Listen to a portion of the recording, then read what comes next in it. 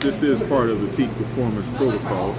I couldn't get into the pool. The pool was crowded at the gym, and maybe it's better that I didn't because I've been fasting. I've been fasting for a couple of days. That's why my skin looks so good. And I'm not only hungry, I'm famished. So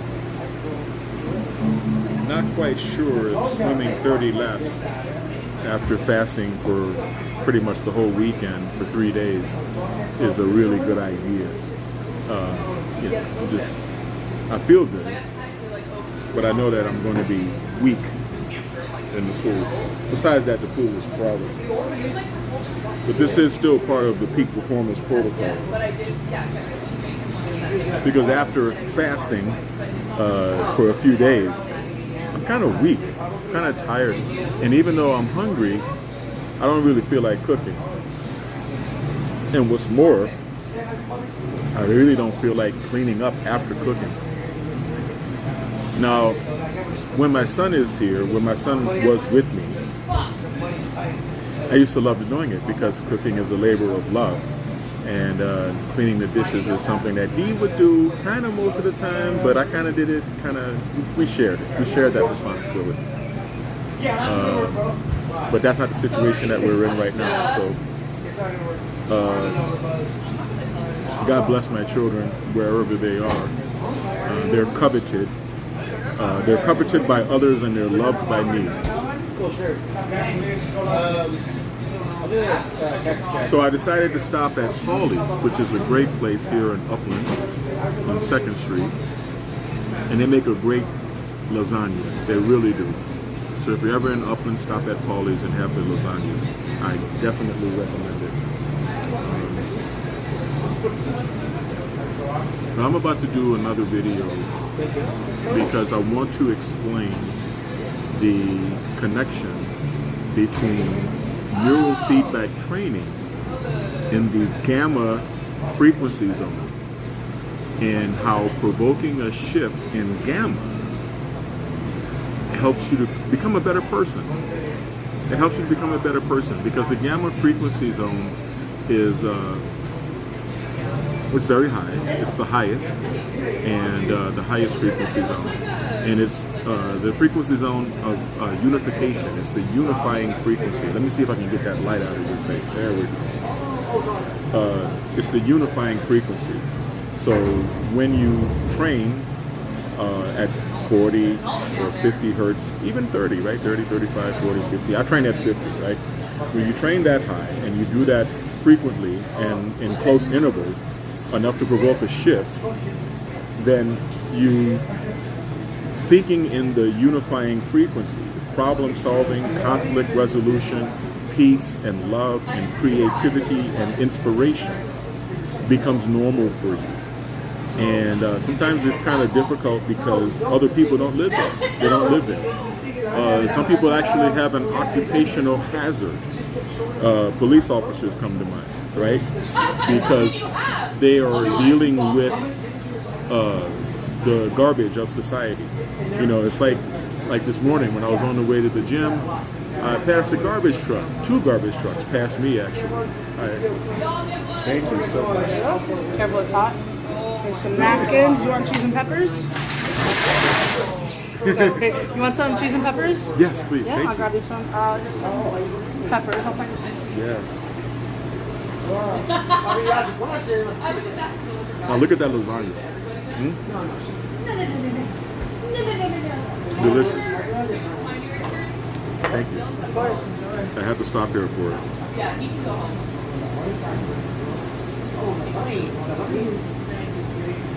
Yeah, okay.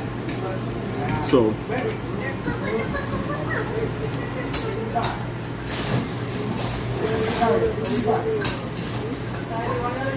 although I empathize with garbage men, and I'm very glad that someone does it because the garbage has to be collected. You know, whatever. But at the same time, I'm selfishly glad that I'm not driving that stinky truck all day. And I imagine the people that the police have to put their hands on almost a daily basis survive at a level in the society that I wouldn't want to do that. I understand why they put on gloves, rubber gloves. I wouldn't want to do that. But those are their career choices, right? My very first job when I was 15 years old was at Pontchartrain Beach Amusement Park. And what kind of job do you give a 15-year-old at an amusement park? You give them a pail and a broom, and that's what they did. I was sweeping up popcorn and vomit and all kind of stuff in the amusement park. I was a kid. That was the level of employment that I had. That's what I could do at the time. 3 years later, actually 2, I signed up at 17. I went into the United States Air Force. So I understand what it's like to wear a uniform and to carry a weapon. I understand that. And at that time in my life, from 18 to 23 to 24, that was the stage of life that I was in. I was a GI. I was a member of the United States Air Force, and I wore a uniform and I followed orders, and I waited for my paycheck on the 1st and 15th, and that's where I was. Okay, I was ready to fight war, right? I was ready to fight war. So I don't know, I was at maybe the reason level, hopefully at the highest, but sometimes I was beneath that. I mean, the life of a warrior is one that has to indulge in anger and pride, or at least the temptation is almost irresistible. But I rose up beyond that. And then when I got out of the military, I went through a series of jobs, hospitals, and independent companies.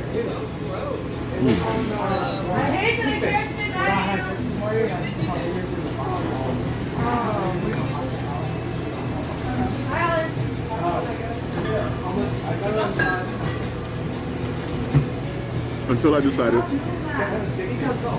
to start my own business. And when I did, it was difficult. I'm not going to say it wasn't. It was difficult. It's not easy to start a business. It's very challenging. But at this point, I got to the point in my life where things are pretty much arranged the way I like them to be. Not quite yet, but just about. But I can live at a higher frequency. I can live at a higher level. I can live in creativity, inspiration, love. I can be open. I don't have to play tricks. I'm not susceptible to have tricks played on me. It's my lactose pill. The challenge is, It looks like birth control pill. I wasn't going to say birth control. I was going to say your blue pills. Oh, no, they're much better than that. Fucking horse pills. you know, the higher frequencies is where generosity is. The higher frequencies is where conflict resolution is. It's where there's peace. It's where there's love and inspiration and creativity. And yes, ultimately enlightenment. But enlightenment is a gift from the above, and I don't expect to be able to provoke that. But it's best to stay up as close as you can to that zone, okay, in your consciousness, because it's a good life. It's a peaceful life. You can sleep well at night. You can live with yourself. You can live a life of independence, honesty, integrity, justice, productiveness, and then hopefully you set standards of behavior for yourself and live up to those standards, and then you earn pride, true pride. Not the kind of pride that gets offended when you are insulted or assaulted. But the pride that comes from setting standards of behavior for yourself and then living up to those standards. And that's where I like to be. That's where I have to be. That's where I have to be an entrepreneur. And that's where I have to be a father. But not everybody is ready to live at that level.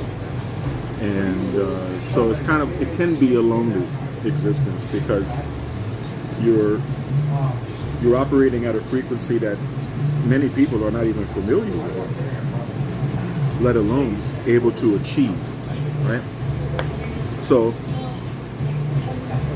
when you go through relationships and people try to gaslight you, try to play games, it doesn't push you to a state of anger, maybe a little bit of indignation, but not anger. And you just got to let them go on their merry way, right? And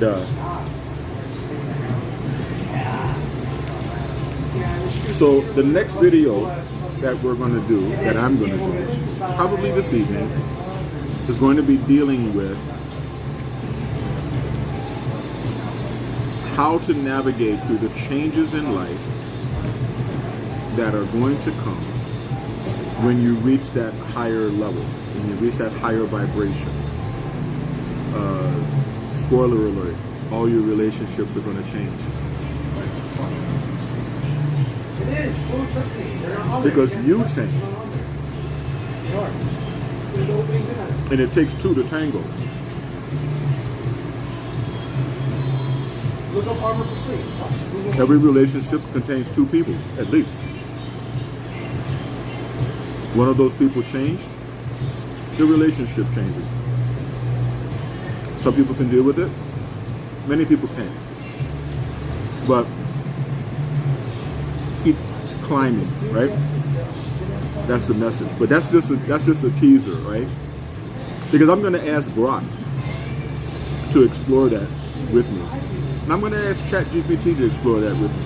Honestly. You know.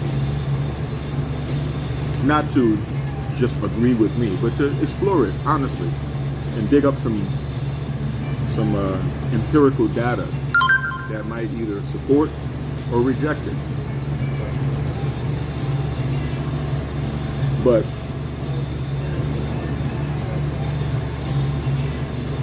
it is a level of peace that I really hope everybody has a chance to experience. That would make me very happy. Now, I know that if YouTube hears the Beatles, that they're going to give me a music thing, and I don't want a music thing. So I'm going to have to cut this short because this is a bar, restaurant, and they are going to continue to play music, and it may actually get loud enough for it to be detectable. So I don't want to deal with that. But be prepared. I'm going to enjoy this lasagna. It is delicious. And I'm going to head on home. I don't live very far from here. And I'm going to prepare this evening's video. I think it's going to be this evening's live video. I think it's going to be very powerful, very interesting, because I'm going to bring in examples from my own life of this journey of climbing in raising your frequency level, You know, it's not only neurofeedback, it's also diet. That's why I've been fasting. It's also cleansing the brain, which you can do with haritaki. Haritaki is the dried pulp of the fruit of the Terminalia chigula plant. It's very good for decalcifying the pineal gland and cleansing the brain in general. Thank you, it's delicious. And bentonite clay. I'm going to have some bentonite clay. Bentonite clay has a lot of benefits.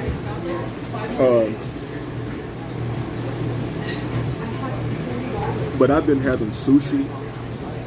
I've been having pork. And so I just want to make sure that I don't have any parasites. And bentonite clay is good for that. It's good for ridding the body of parasites.